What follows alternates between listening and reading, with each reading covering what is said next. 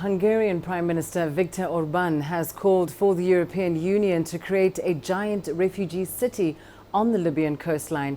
He proposes the city could be used to house refugees and migrants heading through North Africa to Europe. Our Europe correspondent Jack Parrock has more. Although controversial, the suggestion from Hungary's Prime Minister Viktor Orban is not unpopular in the debate in Eastern Europe about how to solve the EU's continuing refugee and migration crisis. Viktor Orban says the new UN-backed Libyan government should help establish a giant city for the refugees and suggested a UN arms embargo against the war-torn country should be lifted. The Libyan government is still struggling to keep its slender grip on power, with a number of armed factions pushing for its downfall. The International Organization for Migration estimates there's well over 250,000 refugees currently in Libya. Half of them, they think, are Syrian. The IOM believes over 10,000 people will die at sea by the end of 2016. Libya has become the main point of exit for asylum seekers, boarding boats in the Mediterranean to reach Europe via Italy. That's after the EU struck a deal with Turkey, which closed off the much shorter and safer route from the Turkish coastline to Greece. Hungary has long taken the hardest line in the migration crisis of all EU countries, and next weekend a referendum will see voters choose whether or not to reject EU-wide relocation quotas for asylum seekers. Jack Parrock, CCTV, Brussels. Well, let's bring you more on this. We're now joined by human rights activist Ahmed Naguib. Ahmed, of course, let's just start with Hungary's rather controversial proposal. With Libya currently in turmoil, how practical is it, or even ethical, is it to have a huge holding centre for would-be migrants and refugees on the Libyan coastline?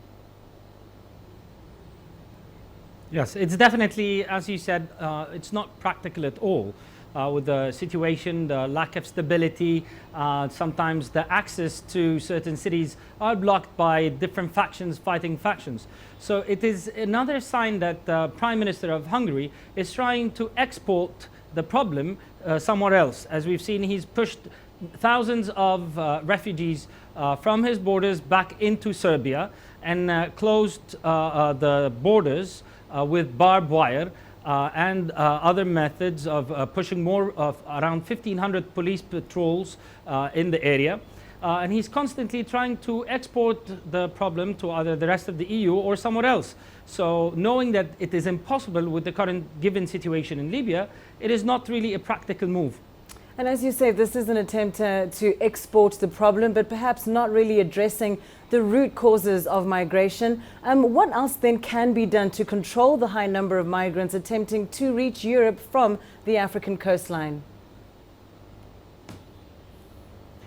Currently, it is to approach the problem with an ad hoc mentality or just day by day, or how can we stop it? It's unstoppable because there remains to be unresolved conflicts in Africa and in Syria, Iraq, Afghanistan, Pakistan. Those are issues that you cannot just put a barbed wire onto. Those are issues that need to be delved into the core and resolved in a sustainable manner.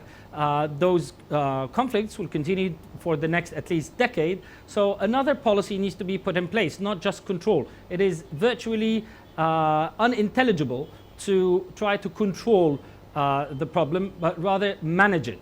A more proactive policy that puts a better process that does not endanger people crossing the Mediterranean, and creating safe routes and creating a policy that is proactive rather than reactive. Thanks very much, Ahmed Naguib, live for us there in Cairo, the human rights activist speaking about proactive measures in managing migration.